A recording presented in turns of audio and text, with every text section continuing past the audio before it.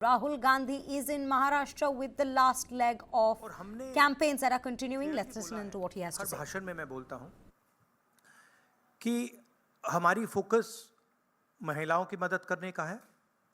3,000 रुपए हर महिला के बैंक अकाउंट में हम डालेंगे। फ्री बस ट्रैवल होगा महिलाओं के लिए। किसानों के लिए 3 लाख रुपए तक का कर्जा माफ होगा। सोयाबीन के 7,000 रुपए प्रति क्विंटल। प्याज के किसानों के लिए fair price committee. Fair MSP कपास के किसानों के लिए। कास्ट सेंसस जो हम तेलंगाना में, कर्नाटक में करवा रहे हैं, वो हम महाराष्ट्र में करवाएंगे। हम जानना चाहते हैं और महाराष्ट्र की जनता को बताना चाहते हैं कि किसकी कितनी यहाँ पे भागीदारी है, कितना पार्टिसिपेशन है, किसकी कितनी आबादी है। हम चाहते थे कि दिल्ली सरकार इसको करे। पार्लियामेंट हाउस में मैंने साफ बोला है, नरेंद्र मोदी जी के सामने बोला है कि हम कास्ट सेंसस करवाएंगे। ये देश के सामने सबसे बड़ा मुद्दा है। तकरीबन 50% एस्टिमेट है, 50% पिछड़ा वर्ग है, उनकी कहीं पार्टिसिपेशन नहीं है, सरकार में नहीं है, कॉर्पोरेट इंडिया में नहीं है, मीडिया में नहीं है।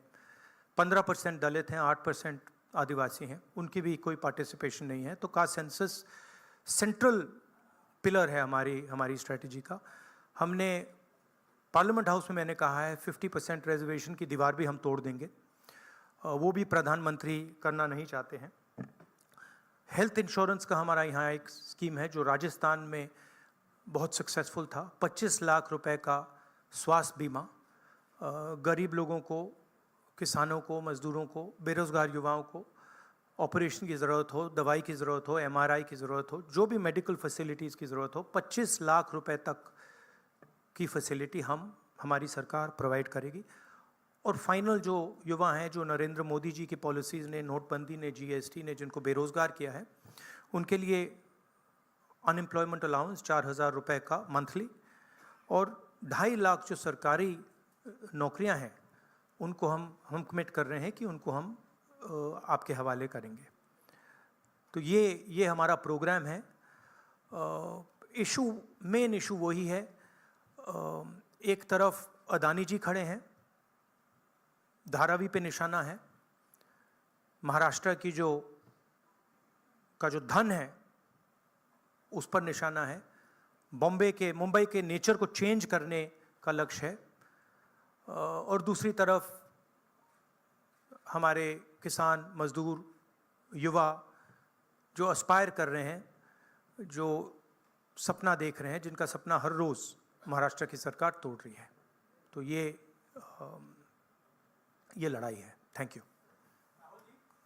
एक एक करके मैं अभी बता रहा हूँ। एक मिनट। बिल्कुल, अभी आपने बड़ा अच्छा व्यवस्थित रखा।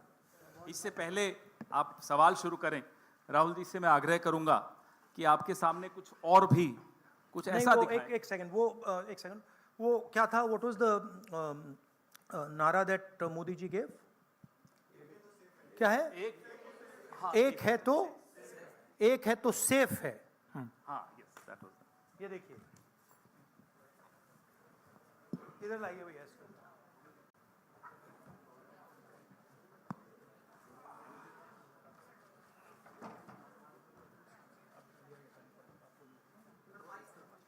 ये है नरेंद्र मोदी जी का एक है तो सेफ है। ये देखिए, एक है तो सेफ है।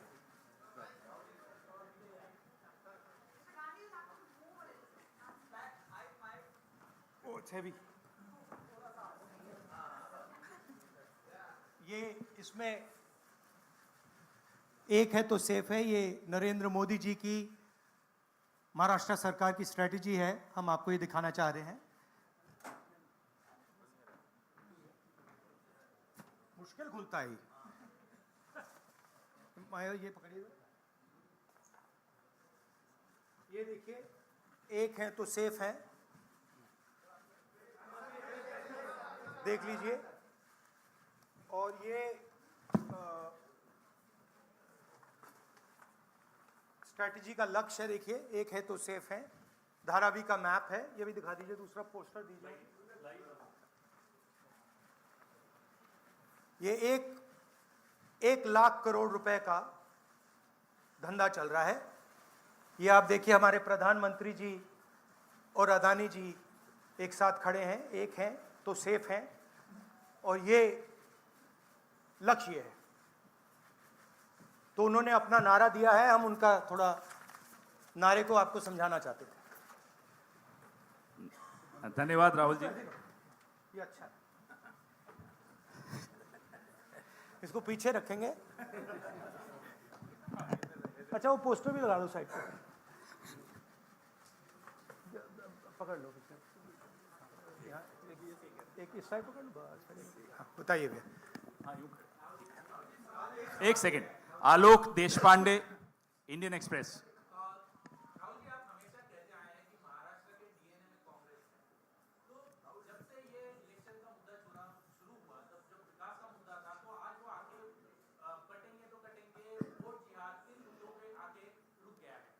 क्या आपको लगता है कि इन सारी स्लोगन्स के वजह से महाराष्ट्र के डीएनए को कुछ नहीं, हार्म उनका होने जो वाला है? स्लोगन, मेन जो स्लोगन है, एक है तो सेफ है, वो मैंने इतनी अच्छी तरह आपको दिखाया है, उसको समझाया है कि एक है तो सेफ है।